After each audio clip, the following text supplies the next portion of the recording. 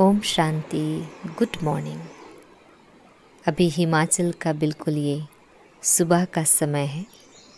सूर्य की किरणें बस अभी निकलने ही वाली है और मैं परमात्मा की वाणी के साथ इस जगह में, इस नदी के किनारे में ही सेंटर है, तो वहाँ पर बैठकर इस प्रकृति की खूबसूरती को, यहाँ की पेड़ पौधे की जो हवा है, उसकी झरझराहट है, उसको महसूस करते हुए, पानी की जो कलकल धारा है उसको कानों से सुनते हुए, पंछियों की, चिड़ियों की जो चहचहाट है उसको फील करते हुए, इस नेचर के बीच में बैठकर सुबह अपने आप को हीलिंग करने की एक जो अलग ही अनुभव है वो आप सभी जानते हैं।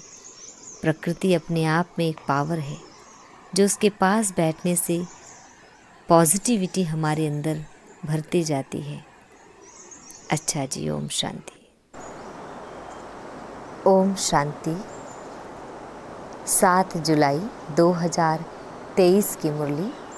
मीठे प्यारे बाबा हम बच्चों से कह रहे हैं, मीठे बच्चे, अर्थ सहित बाप को याद करने से ही तुम्हारे पाप नाश होंगे, आत्मा पतित से पावन बनेगी। नंबर 1 सब्जेक्ट है याद की। बाबा का प्रश्न है, मनुष्यों की अर्जी क्या है और बाप उस अर्जी को कैसे पूरा करते हैं? उत्तर है, मनुष्य बाप से अर्जी करते हैं, ओ गॉड फादर, हमें पापों से मुक्त करो। ओ रहम दिल बाबा, रहम करो। बाबा सभी की अर्जी सुनकर स्वयं आते हैं और पापों से मुक्त होने की युक्ति बताते हैं। बच्चे, तुम मुझे याद करो। सिर्फ बाप की महिमा गाने से कोई फ़ायदा नहीं, चरित्र गाने नहीं है, लेकिन राजयोग सीखकर चरित्रवान बनना है। आज का गीत है, भोलेनाथ से निराला कोई और नहीं, बिगड़ी को बनाने वाला कोई और नहीं। ओम शांति। यह महिमा किसकी सुनी? बिगड़ी को बनाने वाले की। आदि मध्य अंत की नॉलेज सुनाने वाला वह है ऊंचते ऊंच। जब कोई समझने के लिए आते हैं तो हमेशा उनको पहली बात समझानी है कि ऊंचते ऊंच भगवान गाया जाता है। ऊंचते ऊंच उनका नाम भी है, ऊंचते ऊंच उनका ठाव माना रहने का स्थान भी है। ग्रंथ में भी है, ऊंचा जिसका नाम, ऊंचा जिसका ठाव। ऊंचते ऊंच रहने वाला है परम पिता परमात्मा। वह है निराकारी दुनिया, जहाँ निराकार परम पिता परमात्मा रहते हैं, परम धाम में। फिर नीचे है आकारी और साकारी दुनिया। आकारी माना सूक्ष्म वतन और साकारी दुनिया, साकार मनुष्य दुनिया। तो पहले पहले परिचय उनका देना है। परम पिता परमात्मा तो है ही ट्रूथ, वह है रचयिता। फिर है उनकी रचना, ऊंचते ऊंच बीज रूप। फिर उनके नीचे सूक्ष्म वतनवासी ब्रह्मा विष्णु शंकर, वह है रचना। रचयिता सबके ऊपर है, वह रचयिता है बाप, बाकी है रचना। सब एक परम पिता परमात्मा की संतान हैं, इसलिए हम आत्माएं सब भाई भाई ठहरे। तो परम पिता परम धाम में रहते हैं, उनको ही परमात्मा कहा जाता है। शारीरिक पिताएं तो बहुत हैं ना। पहले पहले परिचय देना है रूहानी बाप का, उनकी है सब रचना। चित्रों पर भी ध्यान खिंचवाना है। पहले पहले है ऊंचते ऊंच परम पिता परमात्मा, जिसको मनुष्य सृष्टि रूपी झाड़ का चैतन्य बीज रूप कहा जाता है। वह सत चित आनंद स्वरूप है। सत अर्थात सच कहने वाला आत्मा भी सत्य है, वह भी जलती मरती नहीं। सत्य के बच्चे भी सच्चे होने चाहिए। तुम पहले पहले देवी देवता सच्चे थे। सचखंड स्थापन करने वाला सच्चा बाबा है। ऐसे नहीं कि परम पिता परमात्मा झूठ खंड स्थापन करते हैं। नहीं, सचखंड था, फिर यह भारत झूठ खंड बना है। सच्चा है परम पिता परमात्मा। पतित बनाने वाले को सच्चा नहीं कहेंगे, और सब है झूठे। 5 विकार रूपी माया रावण झूठा बनाती है। राम सच्चा, रावण झूठा। रावण ही भारत को झूठा बनाते हैं। कहानी सारी भारत पर है। समझाना है, भारत स्वर्ग था, अब नरक है। बाप को स्वर्ग बनाने वाला व स्वर्ग का रचयिता कहा जाता है। महिमा भी भारत की है। आदि मध्य अंत का ज्ञान तुमको सुनाते हैं, जिससे तुम त्रिकालदर्शी बनते हो। इसको कहा जाता है स्वदर्शन चक्र। तुम जानते हो कि हम आत्माएं फिर से परम पिता परमात्मा से वर्षा ले रहे हैं। गाया भी जाता है, आत्माएं और परमात्मा अलग रहे बहुकाल। अभी यह मिलन बहुत सुंदर मंगलकारी है। तुम पहले पहले बाप का परिचय देते हो। रचयिता बाप को सर्वव्यापी कहने से फिर यह सिद्ध नहीं होता कि हम सब बच्चे हैं। बच्चे ऐसे नहीं कहेंगे कि हम सब परम पिता परमात्मा हैं। सर्वव्यापी कहने से बाप के साथ वह लव नहीं रहता, न बुद्धि योग रहता है। भारत का प्राचीन योग मशहूर है। वास्तव में बुद्धि का योग लगाना है बाप से। सर्वव्यापी है तो फिर योग किससे लगाएं? क्या अपने आप से लगाएं? कोई अर्थ ही नहीं निकलता। यहाँ तो तुम अर्थ सहित जानते हो। बाप खुद कहते हैं, मेरे साथ योग लगाने से तुम्हारे विकर्म विनाश होंगे। विकर्म तो होते रहते हैं, संपूर्ण कर्मातीत अवस्था अंत में होगी। जब ज्ञान का अंत होगा तब रिजल्ट निकलेगी। स्कूल में भी कोई किस सब्जेक्ट में तीखे जाते हैं, कोई किस में तीखे जाते हैं। सहज सब्जेक्ट है याद की। बाप को याद किया जाता है। याद से फिर आत्मा अच्छी होगी, बर्तन साफ होगा। आत्मा जो इम्प्योर बनी है वह प्योर बनती जाएगी। अपवित्र है वो पवित्र बनती जाएगी। ऊंच ते ऊंच बाप आकर पढ़ाते हैं और ऊंच ते ऊंच पद प्राप्त कराते हैं। तुम मनुष्य से देवता बनते हो। समझते हो कि बरोबर आदि सनातन देवता धर्म था। उनको हिंदू नहीं कहेंगे। भारत का नाम बदलकर हिंदुस्तान नाम रख दिया है। आदि सनातन पवित्र देवी देवता धर्म था, जिसको बैकुंठ अथवा स्वर्ग कहा जाता है। वह तो सतयुग है। उनको कहा जाता है नई दुनिया। उनको रचने वाला बाप है। वह है निराकार। सभी कहते भी हैं ओ गॉड फादर। वह ऊंच ते ऊंच रहते हैं। ब्रह्मा विष्णु शंकर को सूक्ष्म देह मिली हुई है। उसको सूक्ष्म लोक कहा जाता है और वह है शांति धाम, साइलेंस वर्ल्ड। यह है सूक्ष्म वतन। तो पहले पहले जब कोई भी आते हैं तो उनसे फॉर्म भराना है, आत्मा का बाप कौन है। ऊंच ते ऊंच तो भगवान को ही कहा जाता है। साधु संत आदि सब प्रार्थना करते हैं। प्रार्थना को रिक्वेस्ट भी कहा जाता है। ओ गॉड फादर, हम अर्जी करते हैं, हमारे पापों को दग्ध करो और रहम दिल बाबा रहम करो। ऐसे ऐसे पुकारते हैं। रहम सभी तो नहीं करेंगे। सब पर रहम करने वाला तो एक ही बाप है। सर्वोदया कहते हैं ना, अब वह क्या करते हैं, कितने पर रहम करते होंगे, वह भी ड्रामा में नोंद है। इसमें जो कुछ चलता है उनसे तुम भेंट करते हो। गीता भागवत में यह बातें है नहीं। गीता है ज्ञान, बाकी चरित्र आदि की तो कोई दरकार नहीं। स्टूडेंट टीचर के चरित्र गाते हैं क्या? मास्टर की बैठ महिमा करने से कोई भी फायदा नहीं। बाप की सिर्फ महिमा करना, वह ज्ञान का सागर है, सुख का सागर है, इससे कुछ भी मिलता नहीं है।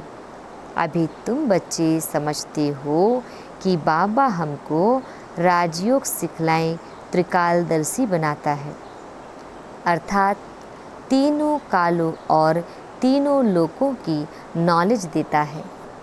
तो तुम मास्टर त्रिलोकी के नाथ भी कहला सकते हो, त्रिकालदर्शी भी कहला सकते हो। बरोबर हम तीनों लोकों को जानने वाले नाथ बनते हैं। यह राजयोग है। हम बादशाह बन रहे हैं, बनाने वाला बाप है। पारसनाथ कहते हैं ना, वह है लक्ष्मी नारायण। भल उन्हों के मंदिर हैं, लेकिन मनुष्य जानते नहीं कि यह कौन है। लक्ष्मी नारायण है पारसपुरी के नाथ। पारसपुरी सतयुग को कहा जाता है। तुम यह जानते हो कि बरोबर श्री कृष्ण के हीरे जवाहरों के महल थे, पारसनाथ थे। तो पहले पहले यह समझाओ कि यह मानते हो कि सभी का रचयिता बाप है। ब्रह्मा विष्णु शंकर का भी वह रचयिता ठहरा। पहले तो यह निश्चय करो कि वह बाप स्वर्ग का रचयिता है। स्वर्ग में आदि सनातन देवी देवता धर्म वाले थे। उन्हों को यह नॉलेज कब मिली? बाप कहते हैं कि मैं कल्प कल्प संगम युगे आता हूँ नॉलेज देने, हर 5000 वर्ष में। बरोबर तुम सतयुग आदि के पारसनाथ बन रहे हो। कितनी फर्स्ट क्लास नॉलेज है। यहाँ बैठे हो तुम समझते हो हम बाबा से स्वर्ग का वर्षा पाए, पारसनाथ पारसपुरी के मालिक बनेंगे। बुद्धि जानती है कि लक्ष्मी नारायण आदि देवी देवताएं कितने धनवान थे, बहुत जेवर आदि थे, बड़े साहूकार होते हैं। तो पहले पहले बाप को जान उनसे वर्षा लेना है, याद से वर्षा लेना है। सूक्ष्म बात यह है, हीरे जवाहरों के कितने बड़े बड़े महल थे, अभी वह ख़त्म हो गए हैं, फिर अपने समय पर खड़े हो जाएंगे। पहले थे, फिर ख़त्म हुए, फिर होंगे ज़रूर। ड्रामा में नोंद है। यह बुद्धि से समझने की बात है। लड़ाई में भी सब टूट फूट जाते हैं, फिर नए सिर महल बनाते हैं। महल ज़रूर बनाए होंगे। तुमको साक्षात्कार होता है कि बरोबर महल है, हमने बनाए थे। ऐसे नहीं कि सागर के नीचे चले गए जो अब निकलने हैं, नहीं। यह तो ड्रामा का चक्र फिरता रहता है। वह समझते हैं कि लंका रावण की अथवा सोने की द्वारिका नीचे चली गई है, जो फिर निकलेगी, परंतु ऐसे तो है नहीं। अभी तुम द्वारिका के मालिक बन रहे हो। कितने माला माल थे, धन दौलत सब था, अब सब गायब हो गया है, सब ले गए। फिर ऐसे ही होगा। पहले पहले बाप का परिचय देकर फिर चक्र का राज समझाना है कि यह कैसे फिरता है। सतयुग की स्थापना बाप ही करेंगे। अब बाबा सम्मुख बैठ कहते हैं कि मुझे याद करो। इस याद की योग अग्नि से ही तुम पतित से पावन बनते हो, और कोई उपाय नहीं है। योग अग्नि से आत्मा पतित से पावन बनती है। पतित पावन बाप ही आकर पावन दुनिया स्थापन करते हैं। फिर तुम गंगा के लिए क्यों कहते हो कि यह पतित पावनी है? जब तब गंगा स्नान आदि करना यह सब भक्ति मार्ग की सामग्री है। भक्ति मार्ग पहले अव्यभिचारी था, फिर व्यभिचारी बना है। आधा कल्प लगा है व्यभिचारी बनने में। 16 कला से 14 कला, फिर कलाएं कम होती जाती है। यह ज्ञान सागर बाप समझाते हैं। ब्रह्मा विष्णु शंकर को ज्ञान सागर मनुष्य सृष्टि का बीज रूप नहीं कहा जाता। परम पिता कहने से बुद्धि ब्रह्मा विष्णु शंकर तरफ नहीं जाती है। आत्माएं परम पिता परमात्मा बाप को ही याद करती रहती हैं जब उन्हों को दुख होता है। सतयुग में सुख है तो कोई भी पुकारता नहीं। अब आत्माएं जानती है कि आधा कल्प से दुख पाया है, अभी फिर स्वर्ग में जाएंगे, वहाँ कोई भी दुख नहीं। इसलिए सतयुग में बाबा को याद करने की दरकार नहीं पड़ती। ड्रामा अनुसार बाबा हमको सुख का वर्षा देकर ही जाएंगे। मनुष्य जब बूढ़े होते हैं तो वानप्रस्थ में जाकर बैठते हैं, गुरु करते हैं। यहाँ तो बाप स्वयं आकर सद्गुरु बनते हैं, कहते हैं कि तुम सबको साथ ले जाऊंगा। ऐसे और कोई भी कह ना सके। साथ में तो कोई भी नहीं ले जाएंगे, हर एक को पुनर्जन्म जरूर लेना पड़े। मतलब यहाँ पर जितने भी हम जिसको गुरु बनाते हैं वो हमें अपने साथ नहीं ले जाते, हमें यहीं ही जन्म लेना पड़ता है। पार्ट में तो आना ही है। मैं तो घड़ी घड़ी जन्म नहीं लेता हूँ। शिव बाबा कहते हैं अगर मैं भी घड़ी घड़ी जन्म लूँ तो तमो प्रधान बन जाऊँ। आत्मा ही इम्प्योर बनती है, अपवित्र बनती है। आत्मा में खाद पड़ती है। गोल्डन एज, सिल्वर एज अक्षर अभी है, बरोबर अभी आयरन एज है। अब संगम है, बाप को जरूर आना ही है। पुरानी सृष्टि को नया बनाना यह बाप का ही काम है। बाप ही पतित पावन है, अर्थात सृष्टि को बदलने वाला है। सृष्टि का रचयिता नहीं, बदलने वाला है। रचने वाला कहने से मनुष्य समझते हैं बड़ी प्रलय होती है। पतित पावन अक्षर ठीक है। साधु लोग भी गाते हैं पतित पावन सीताराम। ऐसे तो कभी नहीं कहते कि पतित पावनी गंगा। तो पतित पावन कहने से बुद्धि परमात्मा की तरफ चली जाती है। गंगा नदी तो वहाँ भी होती है, परंतु वहाँ सब चीज़ें सतो प्रधान हो जाती है। सतयुग में गंगा भी सतो प्रधान, यहाँ तो तमो प्रधान है। फ्लड्स कर देती है, गावड़ों को डुबो देती है, बाढ़ आ जाता है। ब्रह्मपुत्र कितने गांव को डुबो देती है। यह है ही दुख धाम। सतयुग में थोड़े ही दुख भोगेंगे, वहाँ तो कायदे सिर अपना रास्ता लेकर चलेगी। यह रास्ता छोड़ देती है, कभी किस तरफ चली जाती है। वहाँ 5 तत्व सतो प्रधान होने कारण जल भी कभी दुख नहीं देता। सतयुग में यहाँ जल भी दुख देता है। पहले तो यह समझना है कि स्वर्ग का सुख देने वाला कौन है। जरूर बाप ही होगा। अभी तो नरक है, बाबा आया है। हम प्रजापिता ब्रह्मा के बच्चे, ब्रह्मा कुमार कुमारियाँ हैं। प्रजापिता ब्रह्मा हो तब नई सृष्टि रचे। मनुष्य से देवता किए किसने किया? परम पिता परमात्मा ने। श्री कृष्ण तो स्वयं देवता है। बाप ही आकर मनुष्य को देवता बनाते हैं। यह तुम अभी जानते हो, आगे तो सिर्फ गाते थे मनुष्य से देवता की, जानते नहीं थे कि सतयुग किसने स्थापन किया। रचयिता कौन है? सतयुगी सृष्टि फिर कलयुगी बन जाती है। तो तुम बच्चे समझ गए हो कि यह बड़ा मांडवा है आकाश तत्व का। इसमें खेल होता है, ओपन स्टेज चाहिए ना। मनुष्य पार्ट बजाते हैं तो रोशनी भी चाहिए, इसके लिए फिर सूरज चांद सेवा करते हैं, सितारे भी चमकते हैं। जब रात होती है तो रोशनी अर्थात सुख देते हैं, इसलिए सूर्य देवता चांद देवता कहते हैं। रोशनी आदि का सुख देते हैं ना। अच्छा, मीठे प्यारे बाबा हम बच्चों को बड़े प्यार से विश कर रहे हैं। मीठे मीठे शिकिल दे बच्चों प्रति माता पिता बाप दादा का याद प्यार और गुड मॉर्निंग। रूहानी बाप की रूहानी बच्चों को नमस्ते। हम रूहानी बच्चों की रूहानी बाप दादाजी को याद प्यार गुड मॉर्निंग और नमस्ते नमस्ते नमस्ते। शुक्रिया बाबा, शुक्रिया। आज हम सभी को धारण करना है।